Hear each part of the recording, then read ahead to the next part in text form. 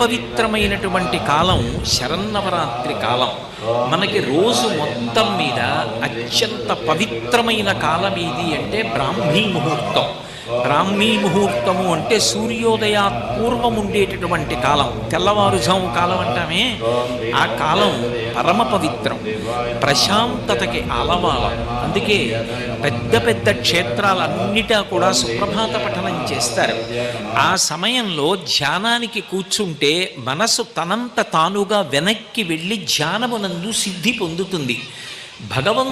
ధ్యానము చెయ్యడానికి తనంత తాను పరమ యోగ్యమైన కాలం ఏది అంటే బ్రాహ్మీ ముహూర్తం, తెల్లవారుజాము కాలం. దక్షిణాయనమంతా పుణ్యసముపార్జన చెయ్యడానికి యోగ్యమైనటువంటి కాలం. అందుకే చూడండి, ఆశ్వీజ మాసం వస్తుంది, తర్వాత కార్తీక మాసం వస్తుంది. కార్తీక మాసం అంతా కూడా దీపారాధన, శివకేశవుల